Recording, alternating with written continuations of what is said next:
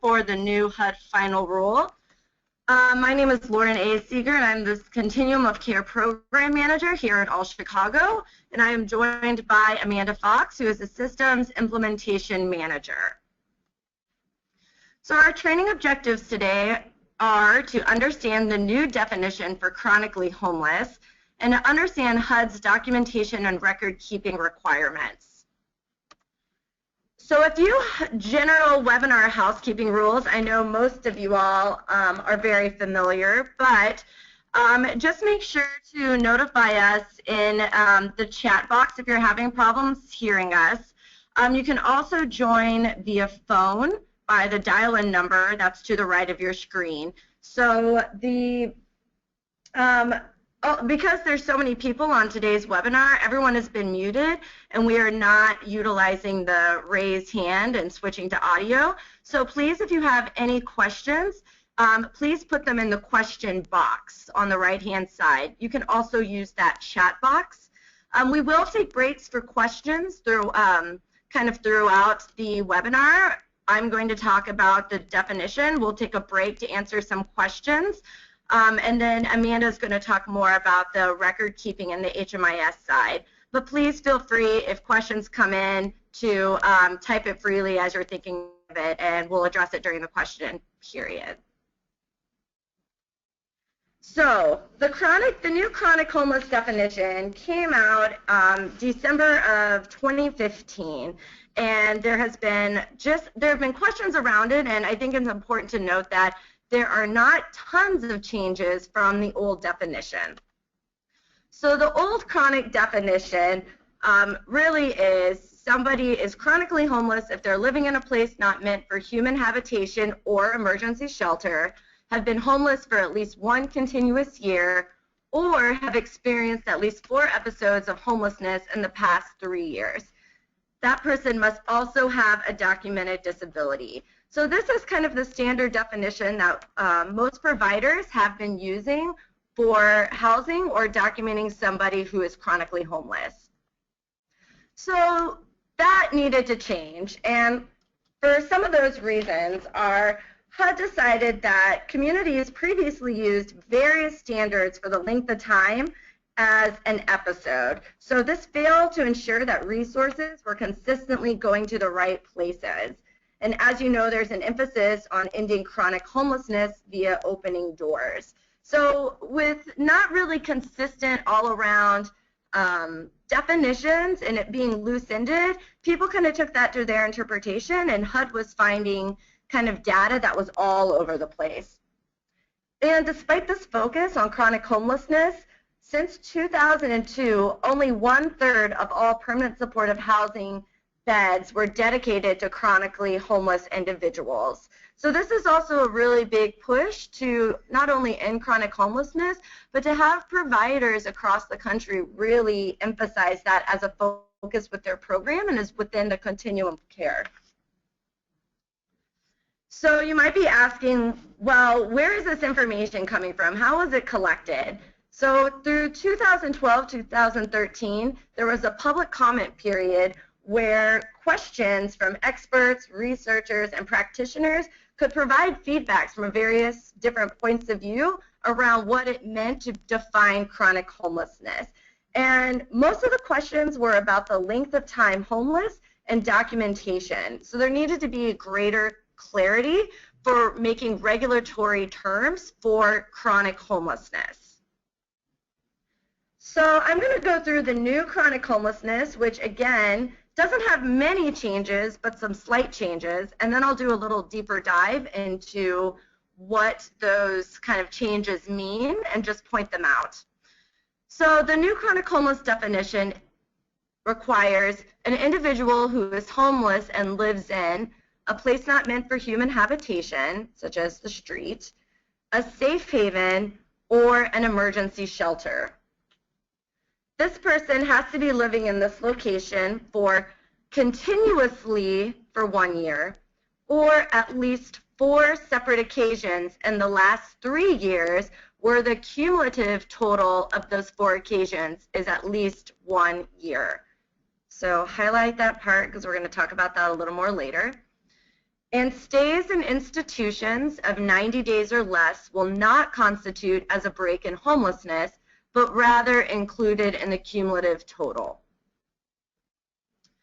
An individual who has been residing in an institutional care facility, and some of the examples listed are jail, substance abuse treatment facility, mental health treatment facility, and hospitals, for fewer than 90 days and meet the requirements of living in a place not meant for human habitation or safe haven, shelter, before entering the facility. So really focusing on where were they before they came into this institutional care facility.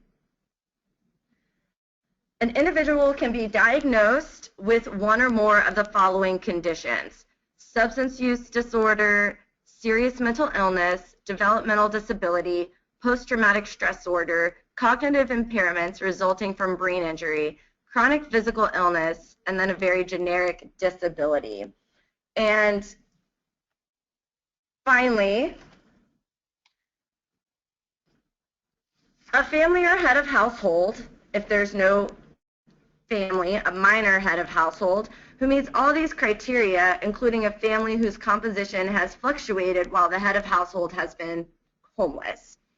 And so a brief note on family definition is a group of persons residing together, such as a family without children, an elderly family, a near elderly family, a disabled family, and a displaced family.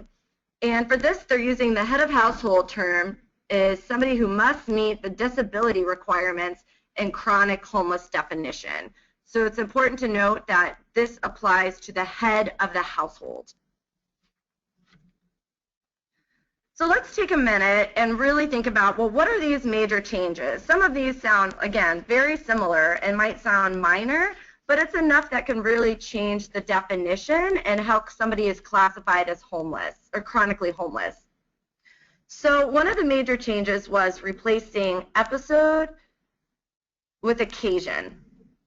So communities were using different standards for length of time to define an episode. And while HUD wants to maintain flexibility around what constitutes as an occasion and how it's documented, while still maintaining a uniform standard to ensure consistency around the country. So another really important part about this is 12 months continuously or 4 occasions in the last 3 years that cumulatively total at least 12 months. So it's important to know 12 months rather than 1 year. And so this is a major change because technically the old definition would have allowed somebody to be considered chronically homeless in as few as 90 days over a period of 3 years, while someone experiencing homelessness continuously would still have to be homeless for at least 12 months consecutively. So it's just putting a little more definition around what length of time is, because that was never really clear. And again, people were noticing that there were people who were being labeled chronic who had a shorter length of time than the whole 1 year traditional kind of definition that was used. So HUD intentionally focused this definition to those with the longest histories and those with the highest needs. It does not intend for individuals to have longer periods of homelessness before being served, but it does allow for persons who already meet such criteria to be prioritized for COC-funded permanent supportive housing dedicated to those experiencing chronic homelessness. And there was a lot of public comment around the 4 episodes. The 4 or more occasions is statutory and included in the HUD McKinney-Vento Act, so that's not something that can be changed. So that's why that is staying as is. So another question that came up was, will people have to wait longer to be eligible for permanent supportive housing? So permanent supportive housing is intended for people who are already chronically homeless according to this new definition. So it's true that some people won't qualify. There are already plenty of people out there who do and that need help. So the sooner we end chronic homelessness, the sooner we can work our way upstream to prevent and end homelessness for other populations and eventually all people. So another major change is break in homelessness. So again, with that flexibility, there's no minimum number of days in which each occasion must total. So an occasion is defined by a break of at least 7 days not residing in an emergency shelter, safe haven, or residing in a placement for human habitation. So an example of this would be somebody would be staying in an emergency shelter, and a break would be at least 7 days staying, for example, at a friend's house or at a family member's house. So stays in institutions for fewer than 90 days do not constitute as a break and count towards the total time homeless.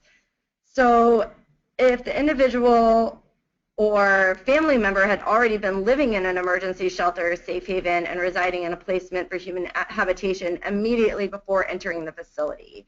So what this really means is it's a real benefit, because those stays in institutions less than 90 days are not counting towards your break. They're counting towards that cumulative number of the 12 months, which is really helpful in case one of your participants needs to go to be institutionalized for whatever reason. It's kind of not stopping that clock, if you will.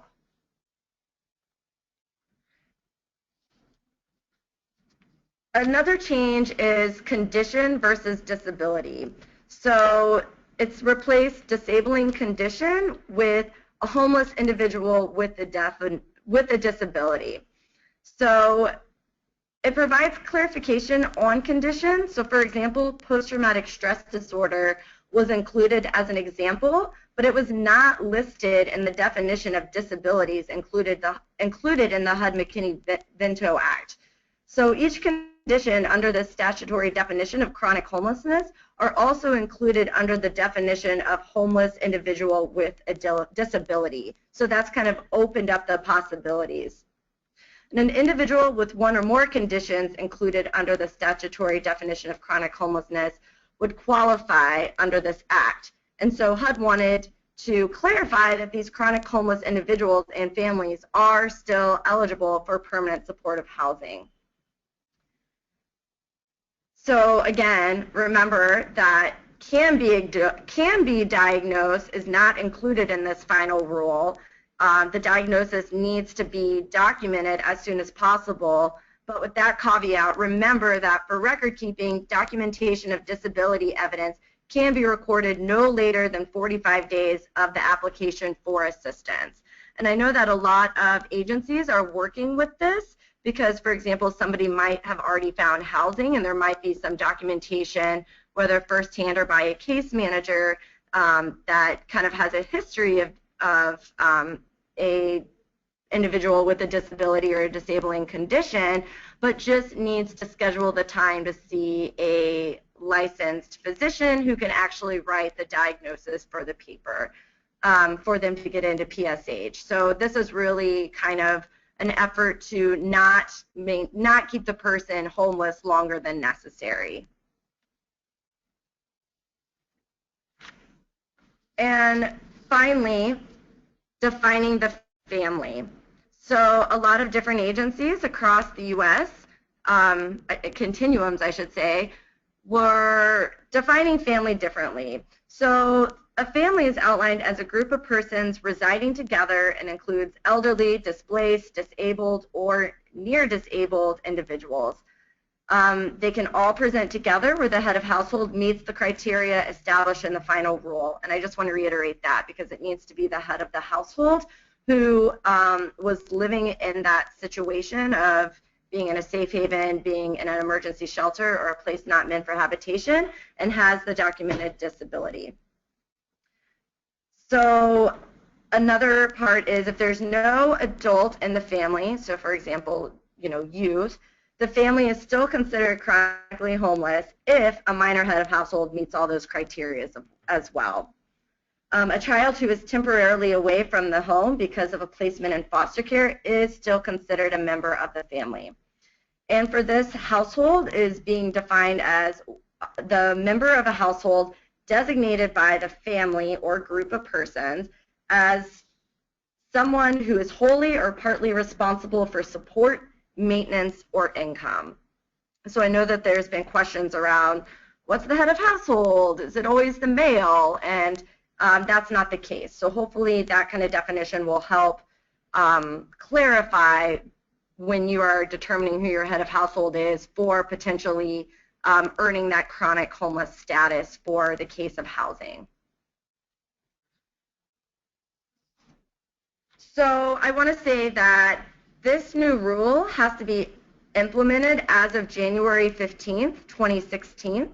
So this is not retroactive. All program participants admitted into a project prior to this date are not affected, so you don't need to go back and question if all those people that you already have housed before January 15th met this.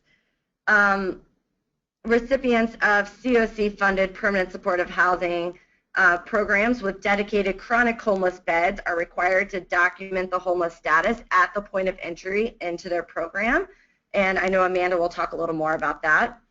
And to the extent that there are no persons meeting this definition of chronic homeless, a continuum of care is eligible to prioritize for high-need populations and not to hold the bed vacant.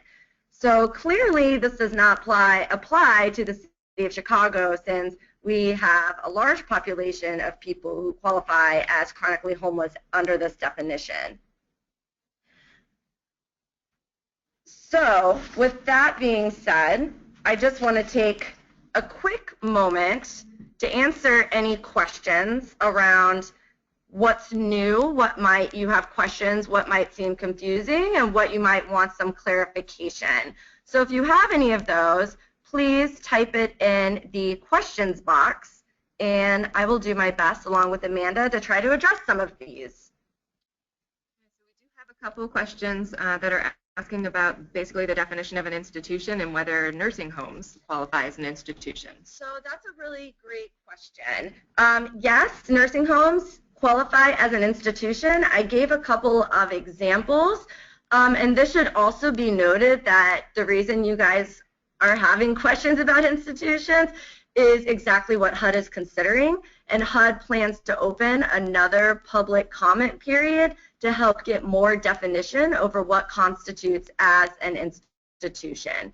So while they haven't set a date of when that will happen, I would be on the lookout to kind of give your opinion and your 2 cents about what you would define as an institution, and provide any guidance that you think HUD should listen to of how it fits into our Chicago community. Anything else? Okay, well, I'm going to go ahead and pass this to Amanda Fox to talk a little bit more about documentation and record keeping with this new chronic homeless definition. Thanks, Lauren. Okay, so we are going to move into exactly that piece of it. We'll also add into this at the end here a little bit about HMIS. So I am on the HMIS team, so that's definitely my forte. But we are wanting to make sure you get all the information that we've already received from HUD around what's going on with documentation and record keeping as well. So we're going to work through this piece together. So what's nice to know here is that this does apply primarily to the COC programs that are funded as PSH projects that are required to serve those who are chronically homeless. So that is who must comply with these record-keeping requirements. Beyond that, this is helpful information if you do not have units that are PSH that are dedicated to chronically homeless individuals. This should also be helpful to help keep you in the right mindset of what it means to kind of back up some of the answers to the questions, especially in HMIS, that you'll have to answer anyway about your households, so that you have kind of the right mindset when you're answering those questions. So something else that's really nice here to realize is that this isn't new information. This is very consistent with the record-keeping requirements that are already in place. So hopefully, and what we've heard is that this shouldn't be new to anyone, but it will be a good refresher. So again, here we also have this just outlined by HUD that there is in place already an expectation that there's consistent documentation practices, as well as an intake policy and procedure in effect that outline how documentation of chronic homelessness will be recorded for your program. Let's move into the components of what it means to document chronic homelessness. And there are 2 components. The first is the length of time that the household has been homeless, and this will include location. And the other component is their disability status. So I just have a note here at the bottom for you that HUD has made it clear that the third-party housing documentation is meant to be interpreted broadly. You can definitely ask questions about that because we heard a little bit from HUD on how what their intention was, but truly they want this to be something that is based on the situation that the client is experiencing in their housing, that there should be some way that third-party documentation can be obtained based on where they reside. And that the examples I'll just briefly mention that we heard were that if there's a police officer that knows where someone sleeps, they can sign an affidavit. If there's a store owner that knows that a client sleeps behind their building, that's another broad interpretation of what third-party documentation could look like. So that's just something that I thought was really useful to point out. But let's move a little bit deeper into the conversation of the length of time homelessness. So we are documenting those 12 months. That's the goal here, whether that's cumulative or in one episode. The order priority for those types of documentation are first, third-party documentation, second, the intake worker observation, and third, self-certification from the client seeking assistance. So there's a few helpful things that are that we'll go into a little bit deeper about this. And so here's what we want you to know. If you are documenting chronic homelessness for a client and you have documentation of there's a single encounter in a month, that is sufficient to consider the household homeless for the entire month. So second to that, for all clients, you can have 3 months documented through self-certification. And if you do not have the ability to obtain third-party documentation, then the expectation is that there's written record of the intake worker's due diligence to obtain third-party documentation and a self-certification from the client. Okay. So this, we're going through this pretty quick, so I know there's definitely lots of questions coming through, and feel free to keep putting those through, and we'll definitely circle back to answer any of them that are good to address across everybody. So for challenges with documentation, it was definitely very clear that HUD realizes that this can be a challenging process to document every client's history of homelessness.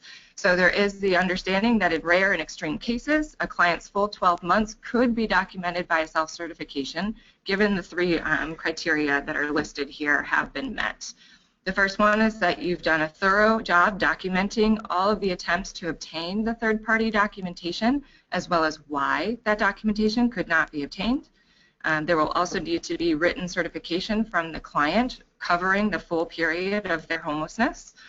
And there can be no more than 25% of households served in the operating year that have their chronic homelessness documentation confirmed through self-report in terms of the evidence.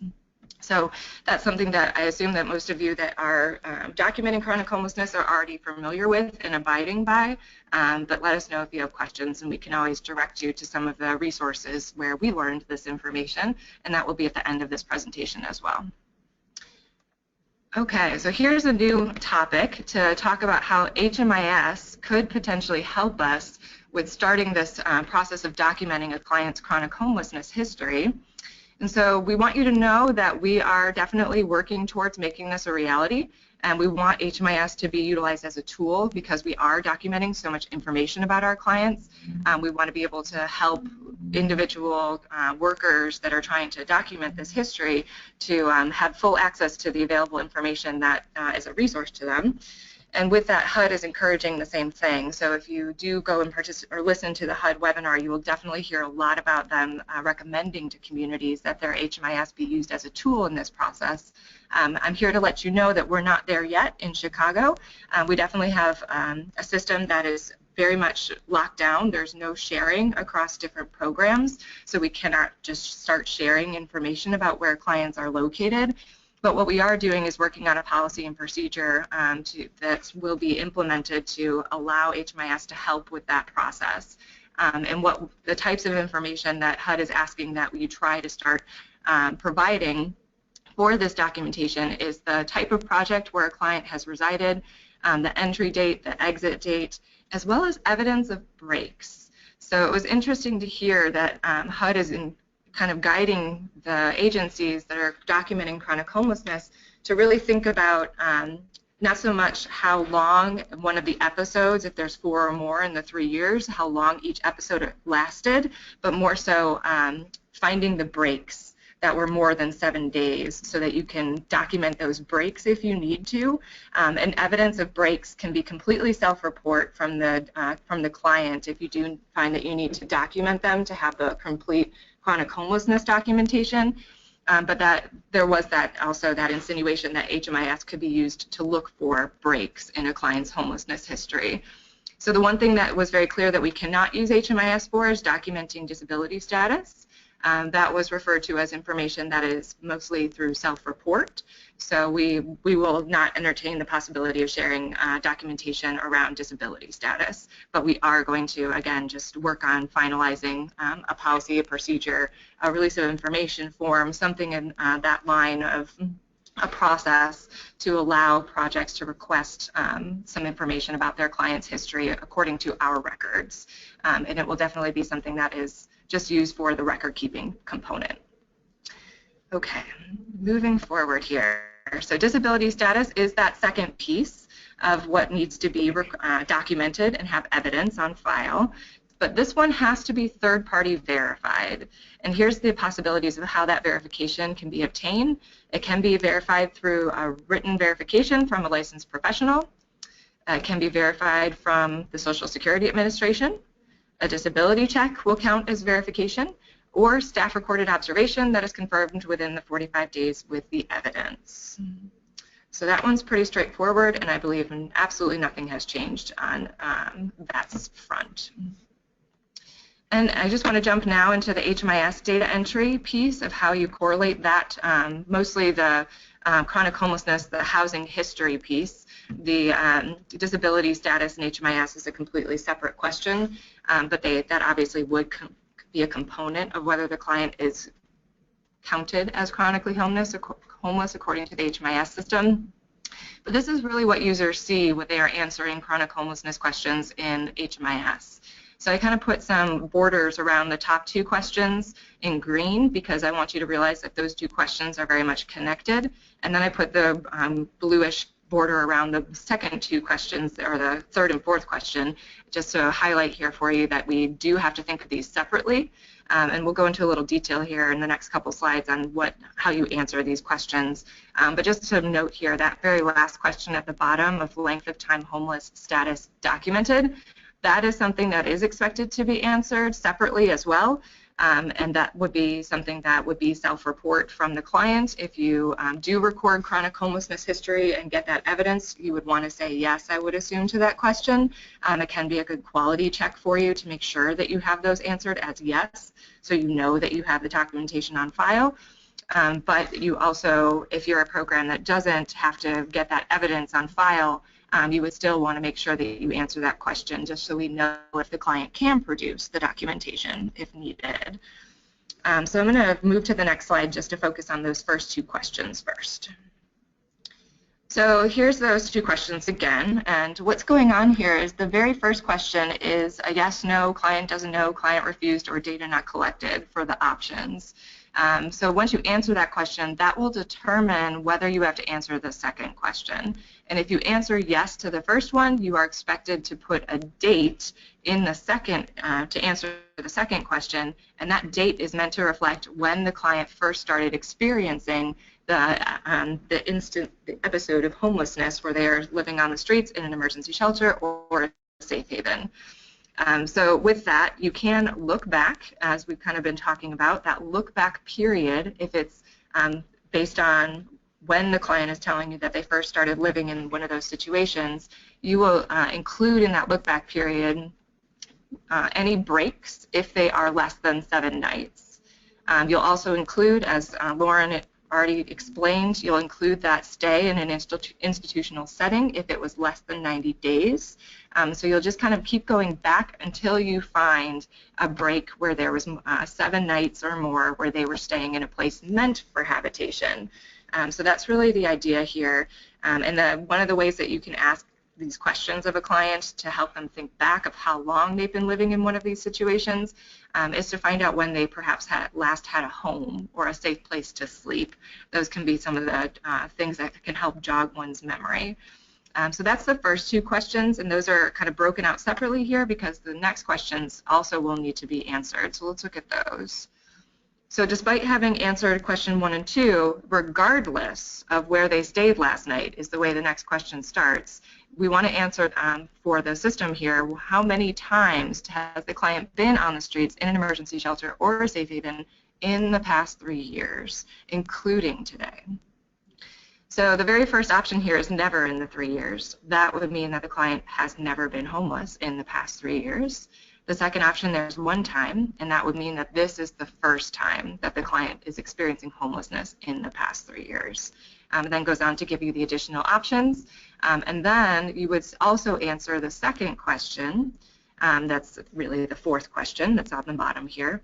And this question is asking the total number of months homeless on the streets in an emergency shelter or a safe haven in the past 3 years. So this is really getting at whether the client has those 12 cumulative months. That's kind of the reason that this question is here. And if anyone has realized already, I'll mention that this is why in October of 2015 we saw the chronic homelessness questions change so much, is to prepare for the new definition or the final rule being released. So I think it makes a lot more sense to us now why we have this total number of months homeless question with it ending at more than 12 months. And that's really because now the expectation is that the episodes or the instances of homelessness equal up to that 12 months. So hopefully that is now clear for all of us on how to answer these questions, but let us know if they're not.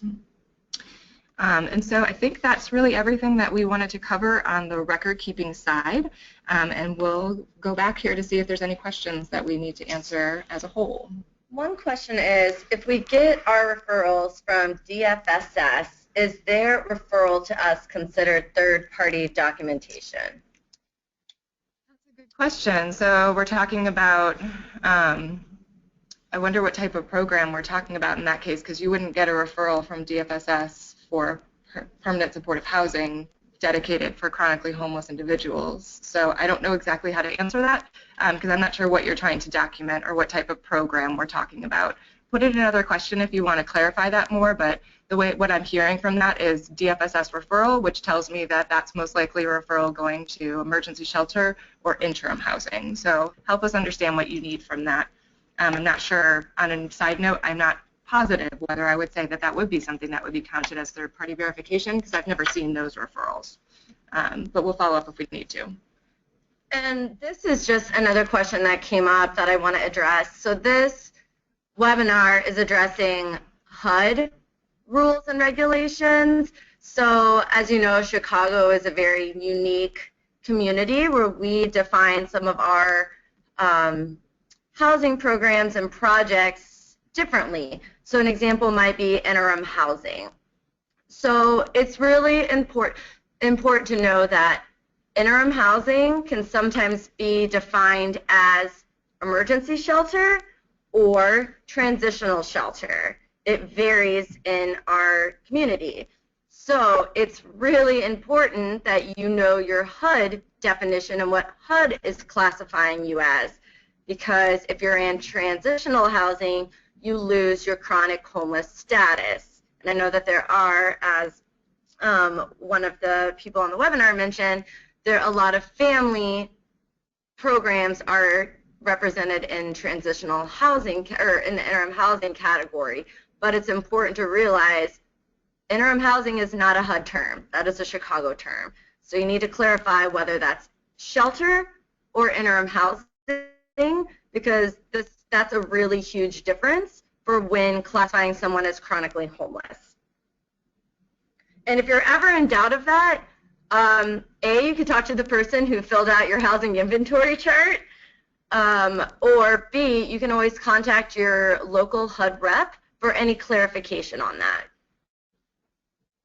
So I'm just going to see if there's any more questions. So the question around the DFSS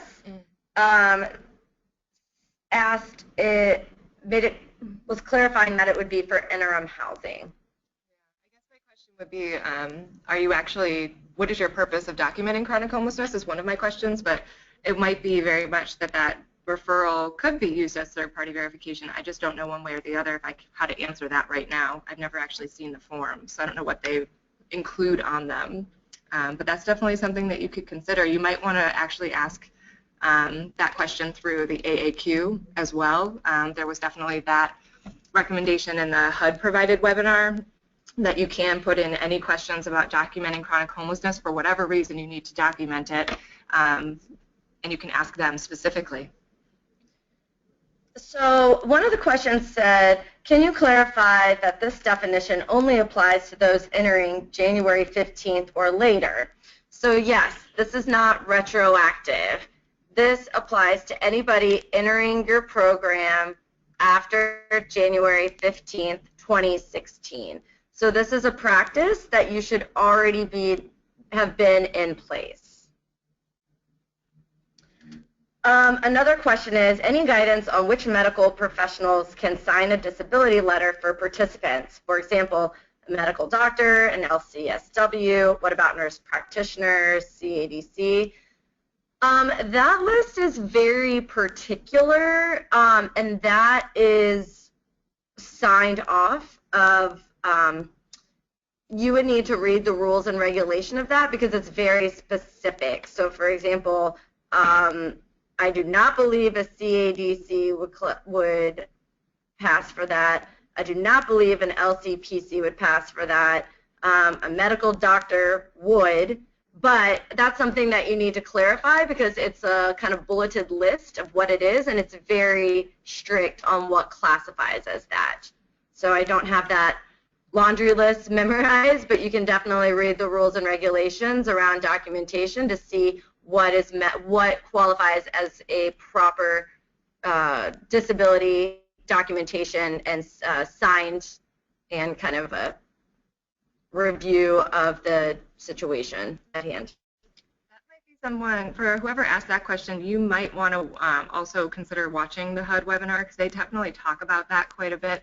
And it sounds like something that a lot of communities ask questions about because there's no list of all of the people in one state that can produce this documentation, and it's something that they did clarify that as long as the person is, you need to know enough to know that the person that is providing that documentation is eligible to do so, basically, or qualified, because you can't have someone that's able to diagnose a mental health condition diagnosing a physical disability. So there does need to be at least the that sort of connection that that person actually has the background to make this diagnosis. So that can be something that also working through it with the individual that's trying to produce that verification, like they should also know as a starting point of whether they're qualified based on their credentials to do so. And then obviously the HUD regulations would, the regs would be a great thing to also confirm through. That's a really great point.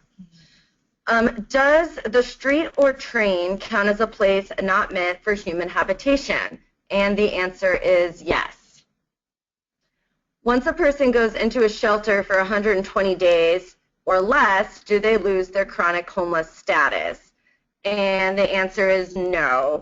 It doesn't matter the length of stay on either the safe haven, an emergency shelter, or a place not meant for human habitation. What really depends on keeping that status is the cumulative days that is there. It's that cumulative versus consecutive time. So just consider that when you are kind of tracking the time of the individual in your program. Are there any other questions? I'm not seeing any. So again, this is going to be recorded and put on our website. So I wanted to put two helpful resources. So one is the Defining the Chronic Homeless Final Rule. So this is actually the straight up rules and regulations provided from HUD, so you can do some light reading on getting the details of some of the things that were outlined in this webinar, but it also might do a little deeper dive if you have further questions. Another really helpful website is the HUD webinar and fact sheet. So HUD did a webinar that addressed many of the things that we did today. It also includes some of the fact sheets around frequently asked questions around again, what defines as a occasion, how does documentation take place, what about people in rapid rehousing. So it has a lot of it has a lot of good details around some of that deeper dive if you want to get into the specifics. We also have on here the HMIS Help Desk. So the top thing here, the HMIS@allchicago.org, is the email address that you can send an email to open a help desk ticket. And the bottom one here is the actual URL for our help desk, hmis.thechicagoalliance.org. We'll bring you to the website where there's also a lot of resources that pertain specifically to HMIS. But I think we are going to post this recording on the All Chicago website, and we'll send that out to you all in case you want to forward it on to other users. And so another important thing just to throw out there is this will be on our website. You'll be able to forward it. Here are some of the resources. Amanda did put the HMIS Help Desk email address, but she's one step ahead of me. I should have also included our Continuum of Care email address if you have any questions. So you can also email cocprograms@allchicago.org. And I will also make that addition to this list. So if you just want some clarification, feel free to send us an email too. Okay. Well, I believe that concludes our webinar. Thank you so much for all the thoughtful questions and joining us. Again, there's not tons of differences, but there's enough, and hopefully this will be helpful to you as a provider or somebody working in the field to better, clarify how people are being defined as chronic homelessness and how that can be helpful and mandatory, but mainly helpful in reworking your program, or in some cases just continuing your program. So hopefully this clarified some of those outstanding questions, and us as a community, as well as nationally, can start providing more consistent data around homelessness. So with that, thank you very much, and have a good rest of your day.